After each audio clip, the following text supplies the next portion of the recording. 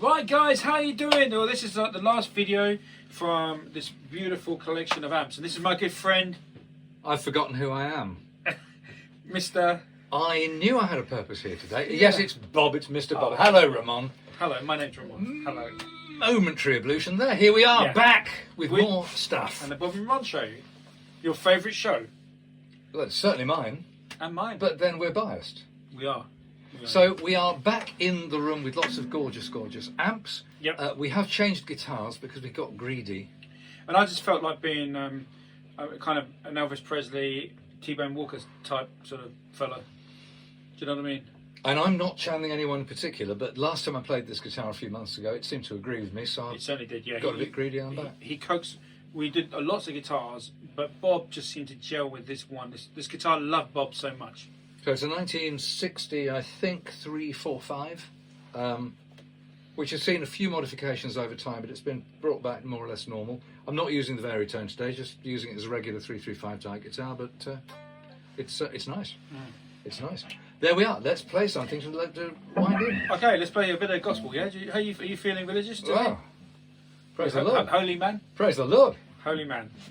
Okay, here we go. Reverend Bob and Vicar Ramon. Here we go.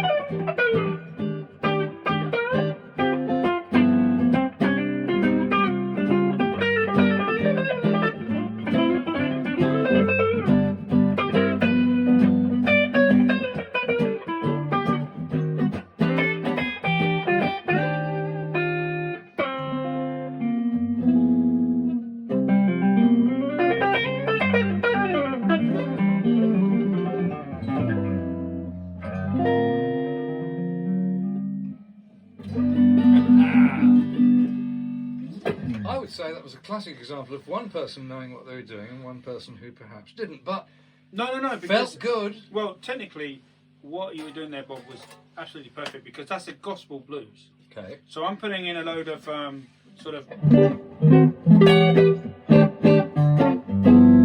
but that you can play the blues all the way through that, and it's gonna work. Probably makes whatever Yeah. rubbish I'm playing on top sound even more kind of colourful and fantastic. Yeah, as well. because So the harmony really is blues. You can play blues over that entire thing. You know? it felt nice to play. Yeah.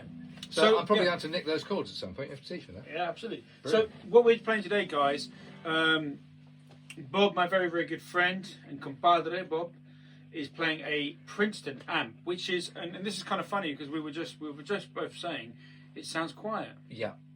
but the reason it sounds quiet is because, We've been playing some bigger and louder amps previously. pardon?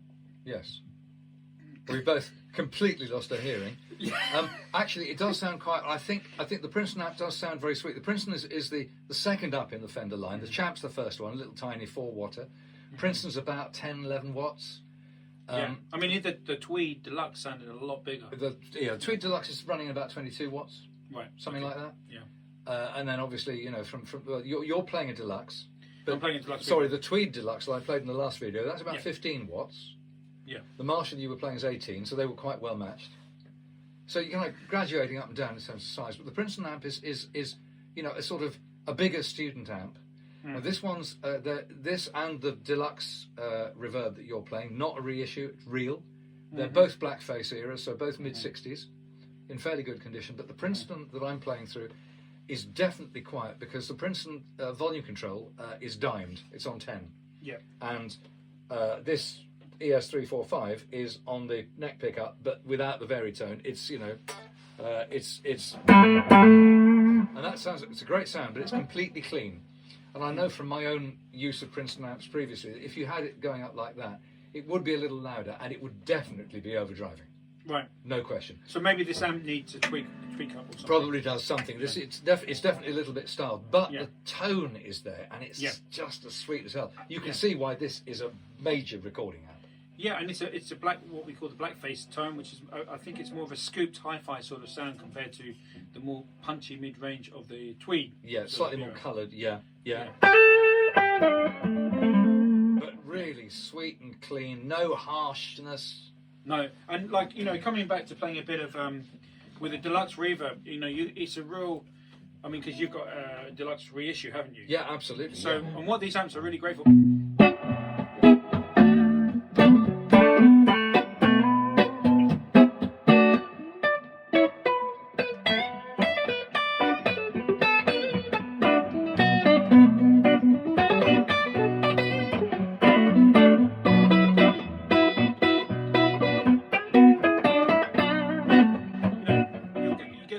Singing clean sound. It's a singing, sustainy, clean sound, which, you know, the Blackface era amps do so well, don't they, Bob? Well, so the Blackface Deluxe. So, like in an earlier video, we played the Blackface Super, which is one of the greatest blues amps of all time. Yeah. Now that's if you're playing a fairly big room. Yeah. And you want to play with some balls. Yeah. For most, you know, sensible, modest, humble folk, yeah, playing small room, a Deluxe reverb is almost the ideal amp. It's 22 watts. It's got a wide range. You're playing it pretty clean at the moment because your input's on 3. Yeah. It's just before 3. And obviously you've got a hollow-bodied guitar, so you need to be careful. But if you were playing a solid body and you put the input volume up to about 7 or 8, this thing is going to really start sizzling. It's going to howl. It's really going to sizzle. Yeah. It's basically got the range that you need for that kind of gig. So it's one of the most. It's like a quiet, you know, like I've got this great picture book of Chicago blues clubs, you know, and some of the places these guys played were really small, were very, very small rooms, and so you didn't need a big amp. A Deluxe, you know, a Deluxe reverb, even a Princeton would be enough. If the drummer was quiet, Princeton would have done the job. Yeah, I think in those Chicago blues guys, unless it was a really packed out room, but if it wasn't a packed out room, those guys would play quiet. Yeah, so Princeton would do, and indeed people are nowadays. Not only do they use them all the time for recordings, they sound so great, and they're small and light and easy. But also, people are playing as long as it's a small room and the music's fairly restrained. Yeah, people are gigging with Princetons. Yeah. Probably Princeton reverbs rather than Princeton's, but that's a nuance. Yeah. But the Swiss Army knife of gigging amps. I'd find it hard to find a more universally usable amp than a Deluxe. I think I'd have to agree with you, Bob. It's just enough to keep up with the drummer even when he's kicking off. It can do a decent room. Yeah. And it's got a great built-in tone. It takes pedals nice. Yeah. It's a brilliant design. Yeah, and you know, guys, you know, Bob and I we played all the big amps today, loud ones, the AC30, the Fender Twin. That's the biggest, loudest in the room. Yeah, and it kind of, you know, when you're playing in a room like this, it kind of makes you think having a smaller amp is far more practical at home. You know, the big amps you want to save for the drummers, in my opinion. Well, the other thing is, you know, a big amp, because you can get these up sound and barking. I agree. You can get, like when we played the Marshall. Absolutely, the Marshall sounded fantastic, and that's 18 watts, and it's a single combo. You could it's not the lightest box in the world, but you could pick it up and carry it into a gig. Yeah, you know. But what a sound! You know, and what a sound! And the Deluxe reverb, the same thing. You know, absolutely. I mean, the other trouble with, you know, the bigger amps, they're heavy. Yeah, big transformers, lots of metal inside them. They need speakers. Speakers are, unless they're neodymiums, they're heavy. Yep. So you're going to be carrying a lot of gear. Yep. And you know, when you don't really need to. Well, as soon as you set up on stage and you start to get to the sweet spot of the amp, everyone's against you. The band's against you. It's too bloody loud. The singers shouting at you. The management, the sound engineer, they're all against you. Yeah. All for the sake of getting the most sublime tone. And frankly, unless you're the kind of pro who can hold the room and just say, this is my sound, live with it. Yeah. Which is 1 in 10,000. Absolutely. It's just pissing everyone else off. Yeah. F minor.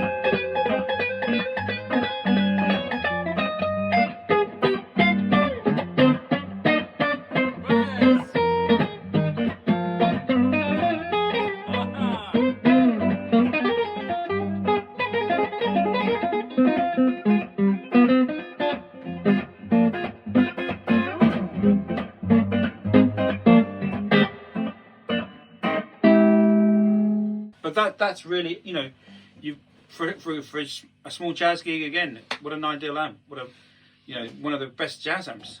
Yeah. You know. Yeah, yeah, and lots of people use them. I mean, it's a bit like, you remember the ES-175 was like the jazz guitar? Yeah. And it's been in constant production for hundreds of years. Yeah. And the Deluxe for me is a bit like that. Invented, you know, a little after the 175, but in Yeah. the 60s. And it's a winning formula. And, you know, as you know from my experience, the reissue, it's not the same as an original Blackface if you really are asking the angels on the pinheads to talk to you. Oh, that's a beautiful phrase. But it's a great, phrase. great amp. Yeah. You know, for affordable. It wouldn't be a bad idea, you know, to buy a Deluxe reverb and a Princeton, because you've really got everything there. Princeton's your home amp, Deluxe is your gigging amp. Do you know, Princeton amp? I wouldn't have them together. Your Princeton amp's actually for home, unless you've got tolerant neighbours. Yeah. It's loud. Is it? Yeah. Okay. I mean, honestly, the trouble, you know, especially if you're living in a flat and the walls aren't that thick, I mean, you really, you know... Well, I live in a flat and I've got an old dear. Oh, 1 watt amp, it will be enough, you know. Right. And unfortunately, the old dear above me, her hearing is incredible. It's amazing, is it? She hears all my telephone conversations. We should probably, yes, we probably shouldn't introduce the viewers to that dimension of things, because they could get a bit fruity sometimes. Well, I wouldn't say that. More political, actually. A hotbed of succession there God. in Hertfordshire. Whoa. Yeah. Actually, Hertfordshire makes it sound posh. No, it's Borehamwood. Well, that is in Hertfordshire. Is it? Yeah. You'd never know. we bring the county down. We bring the county down. Oh. No, you're in the Borehamwood bit, not the Elstree posh. We're the shite in Hertfordshire. Oh. We're gonna get some hate for this. No, basically where I live, it's called Elstree and Borehamwood, and you have a train track. You know when you hear the saying, I was born on the wrong side of the track. Literally, I'm on the wrong side of the track. Apologies to any viewers and listeners in the Borehamwood vicinity. But they know what I'm talking about. Well, and you know, it's actually got the biggest council estate in England. Has it? I mean, that's not something to brag about, but you know. Didn't know that. There you go. Are they proud of it, or is it like, whoa, no? I think most people are too busy burgling and taking drugs. Oh, this is getting quite judgmental. I think enough about society. Okay. Right. It's the opposite of this place we're in now. Yes. Yes. We're in one of the smarter areas. Even the amplifier's farting in agreement. You can't say fairer than that. So anyway, I digress, or we digress. We digress indeed. Yeah. Back to the music. So can I just say, this is really weird. This is one thing I want to say. Sometimes a guitar meets its kind of player, and this guitar and this player gel. There's something happens when this man jumps on this guitar. Why is that, Paul? I don't know. I really don't know. But when we were up here in the summer and we recorded all the fantastic guitars here, this was the guitar that worked best for me when I was playing it. And when I watched the video back, you know, without trying to be as detached as possible. It was like, that really works, doesn't it? That Yeah. guitar likes being played by you. It's So then we asked our host today, Yeah. and he said, without any prompting, Yeah. he said the guitar you did of the video you did of the 345 was the one. So I'm going to play a C minor blues, Whoa! and we're going to watch this. We're going to watch this beautiful bond. Having made all these promises, I'll now screw it up by playing in C sharp. We're going to watch a beautiful bond between man and guitar. Here we go.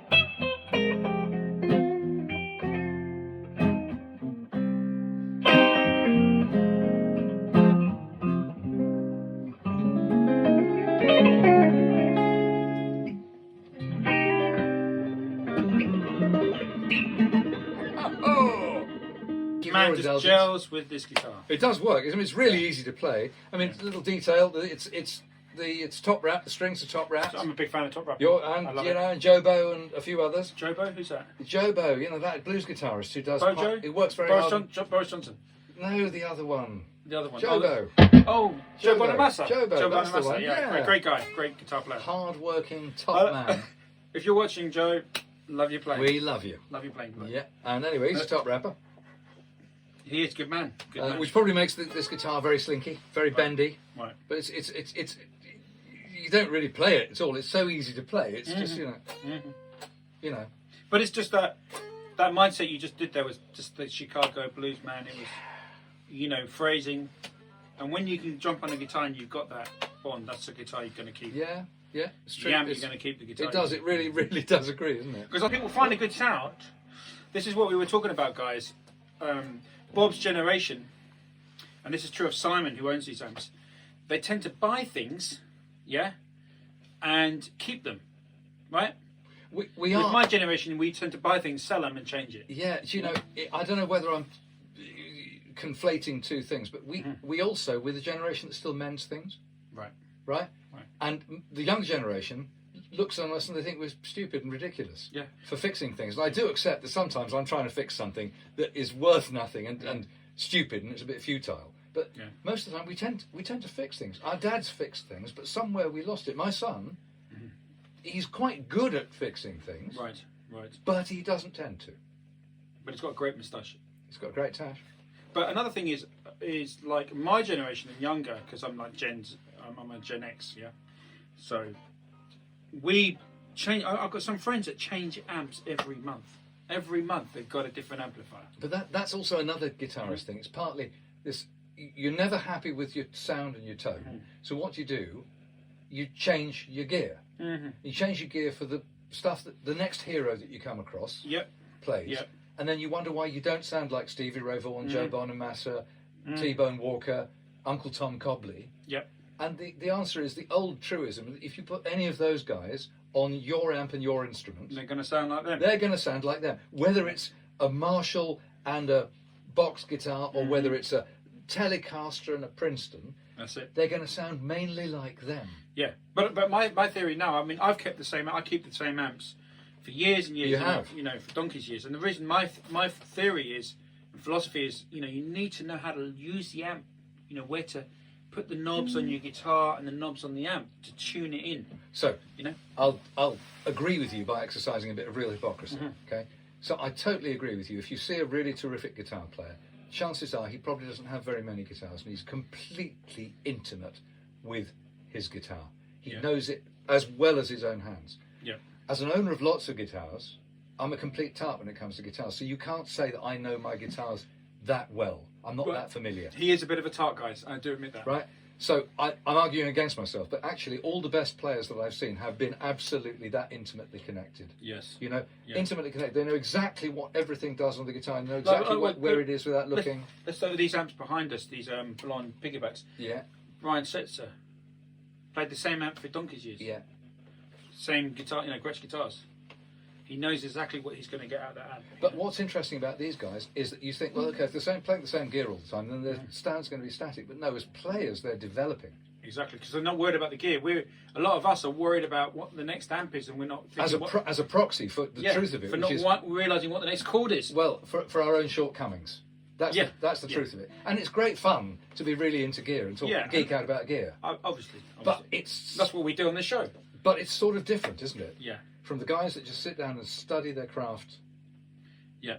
And sometimes it's good to have one sound. Do you know what I mean? Just have one, And on that bombshell, guys, we're going to love and leave you. But it's been an absolute emotional. It's been emotional for us. I think your jack plug's having a bit of a fart in agreement. Yep, it's been very emotional for us on this particular one because this is the last video we're doing at our very good friend Simon's. We've done all his guitars. We've had a bit of a haul. Yeah, we've arrived. I was saying to him earlier, we've arrived a bit like a storm of locusts. And he's for the second time, and he's put us up and indulged us. And fed us green leaves, soup and cake. Soup and cake, tea. I want to come here every weekend, man. Yeah. I want him to adopt me.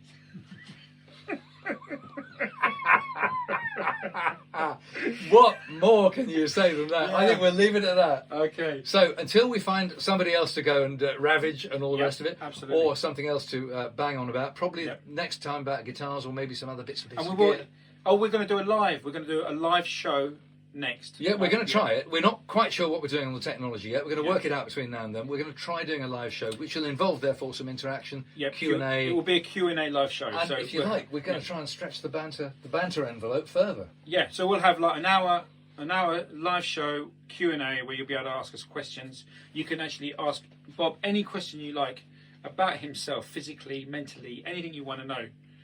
I mean, there's a few things I'd like to know as well. I do hate it when he makes promises like this. So basically, we're going to do an hour's Q&A, and we'll put that you'll have a 2 weeks notice of when we're going to do this. Okay. So you can. We'll work out the tech and do something, but we'll see you again soon. In the meantime, these videos we're going to be putting out over several weeks, so this is going to tide us over for a month or so. In the meantime, so plenty of time. But when we get there, we look forward to seeing you again. We might also we'll be releasing our own occasional videos on the Guitar Show and on Rock Bear Guitars as well. So in the meantime, so there'll be plenty to watch. So in the meantime, happy days and best wishes from both of us, from myself and from him, and from himself, to all of you. Thanks for watching, as ever. Cheerio until next time. Hasta la vista, baby.